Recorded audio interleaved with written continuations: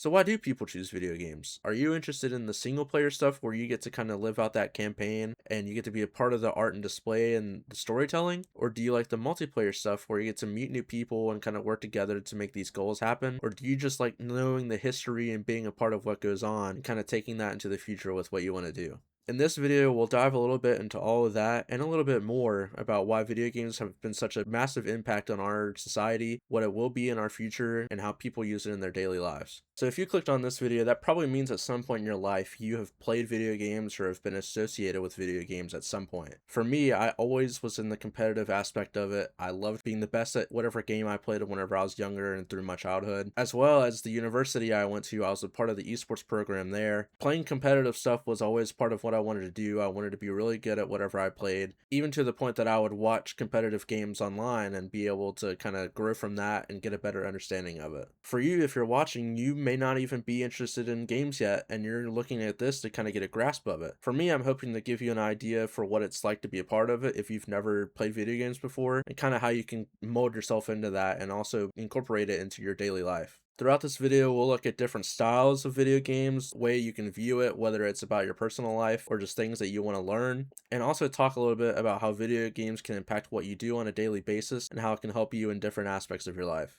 So what types of video games are there? First, you have single player games or even storytelling games where there's so many different missions and tasks you have to do, whether it's the main story or you have side quests or you have goals that you need to reach, all leading up to a final resolution at the end where your story gets to be completed and you get to move on and prepare for what comes after. Some of these games sometimes will have a series to it, whether it's GTA or a game like Elder Scrolls or a game like The Witcher or even Pokemon, for example, which it can be a multiplayer game, but some people will play it as a single player. A lot of the focus on these games come down to whether you like the art and design, whether you like the storytelling aspect of it, or you just want to play by yourself, design a character after you, and kind of dive into a different realm of video games. Another thing I want to look at are multiplayer games, where the idea of this is that you're working with a team on the game that you want to play that everyone is interested in and reaching a goal. Examples of this could be Call of Duty or Rocket League or Valorant, something like that where you can queue up with other people and have a goal or an outcome at the end that you all want to get. Even if it does come with a loss, you're still working with the team to get to that goal, which is winning. Now, a different aspect that I kind of want to look at are competitive games. Depending on how good you are at the game, you have a chance of getting a contract or even a scholarship to a school for being good at whatever video game. Maybe you're familiar with FaZe or Optic, Liquid, or teams like that. They will pay players to be a part of their organization, and they will fly you to competitive events where you can win a cash prize or a trophy. Even schools will pay you for scholarships to go play video games and play in national championships across the country against other schools that will bring in players to play. Competitive games are kind of that mindset of what I was talking about earlier, being able to compete for something while also meeting new people in a multiplayer space. The other type of game that I'm not necessarily tackling in this, but do exist,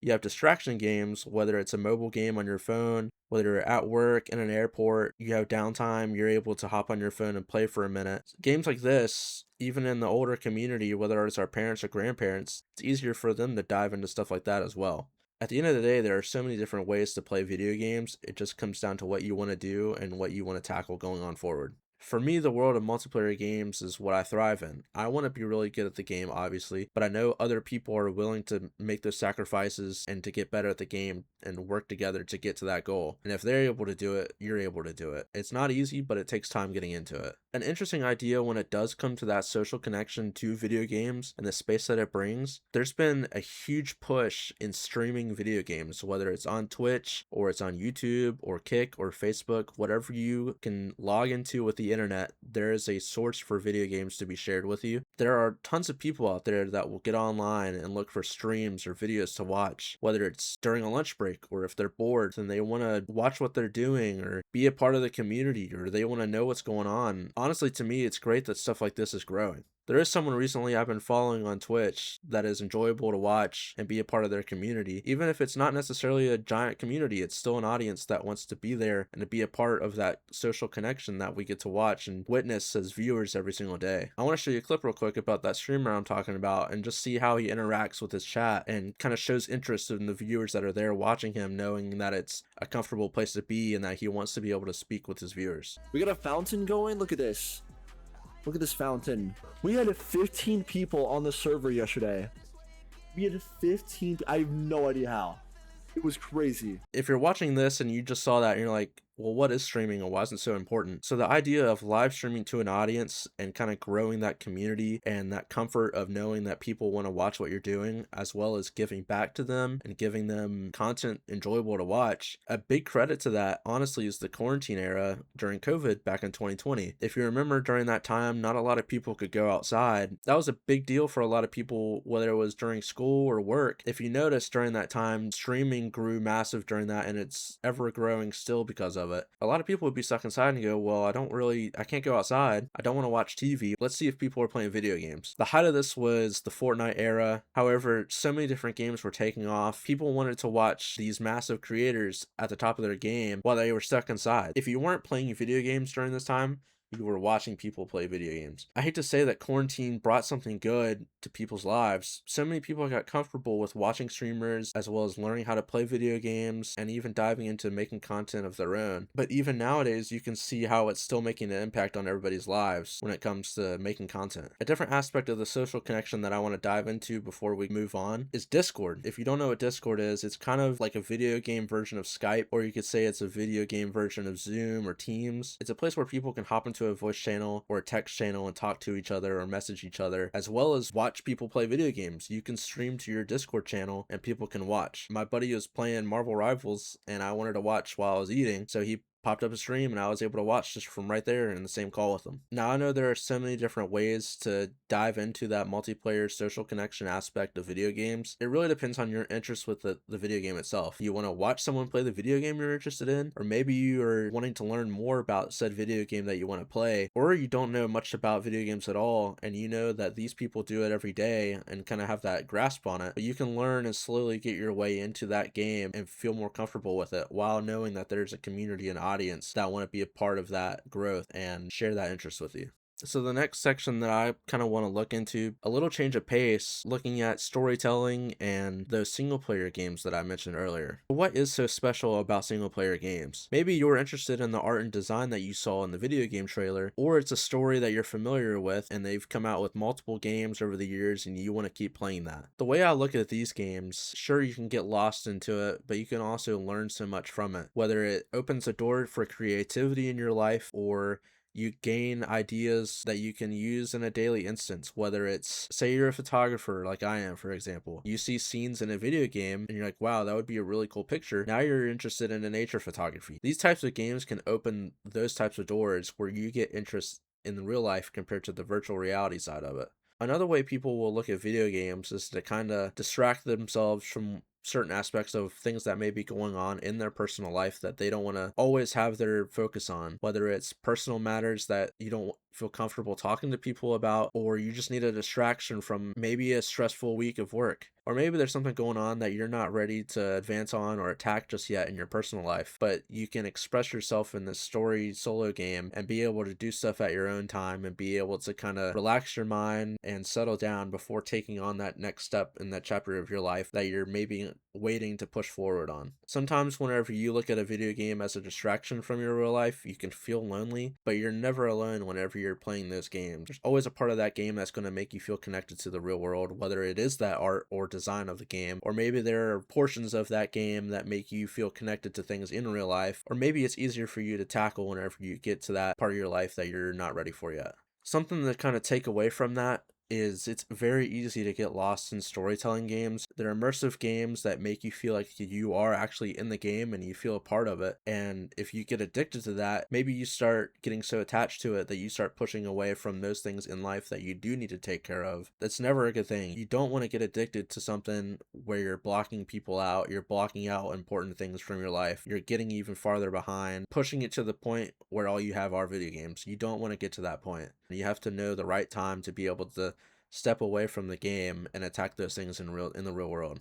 I also want to play a part of an interview with my buddy Kingphen, or KP. He's also a YouTuber. He does longer form content about different games that he's interested in and kind of expresses why it's played a key part in what he does in his life. I want to share a little bit about what he said when it comes to balancing both the video game and the real life and kind of how they mesh together. Video games have a very fascinating timeline in that I struggle to think of another medium that has evolved in quite the same way. Like when you think of like film and radio and even books, like the style, there's not much that can change because the medium is pretty much locked in the way it is. Like you can make more esoteric art films, but the medium doesn't change. Films have gotten longer, but they don't evolve in the same way that like games have, where you can get more complex games going, you can create more interesting worlds. And so with that evolution has come like a massive diversity of like the kind of game you can play. There are competitive first person shooters. You can take video games incredibly seriously. You can take them incredibly casually. There are games that are just designed to get you to interact with your friends. There are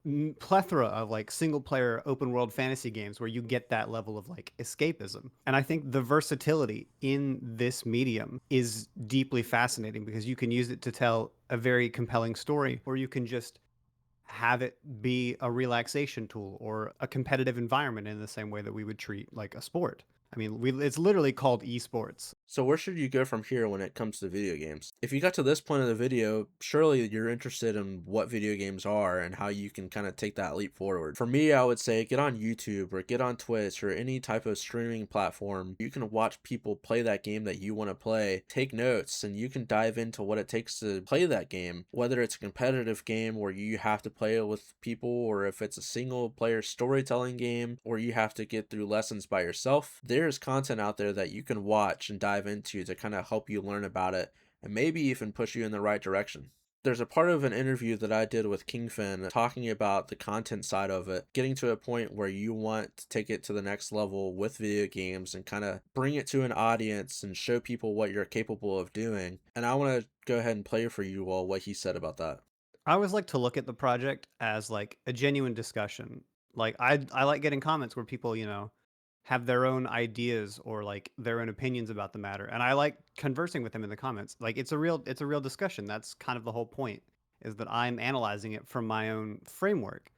And then other people will then talk about their ideas or interpretations of certain things. And it's like a fun discussion. It's a neat insight to have with other people in that you can really like that's the community sense. That's like the point, you know, having someone else to talk to about it, having a conversation where people across the world from other places can find your niche video amidst the sea of thousands, millions, tens of millions of others and just converse with you about it. And that is something that you cannot get in any other medium, in any other format. But something that I want to emphasize is know your limits when it comes to video games. Do not make video games your priority in your life unless it is your job or unless you plan on making it your job. Just know your boundaries when it does come to playing video games. Make sure you take into account that it is a video game. It's not real life. It's easy to fall into an addiction to video games, but know that there are ways to make it easier to balance both of them. There's plenty of content online that you can dive into to kind of help you with that. If you find a game that you really like and you want to pursue it, no one's holding you back from it. It's something that you want to do, whether it's a hobby or a potential career in that field. Do what you can to get better at it while also maintaining the responsibilities in the real life area. Let me know below in the comments if there's a video game that got you into gaming, or maybe there's a content creator that you watched and they opened the door for all these possibilities for you to get into. If you liked what you watch, please like below and subscribe. It's a little redundant, but it does help me a lot whenever you do that. It tells me that you're interested in the content and that you want to see a little bit more. I want to keep making content like this for you all because I know it's enjoyable for me and I hope that I can make it enjoyable for you as well. So until next time, take care and I'll see you later.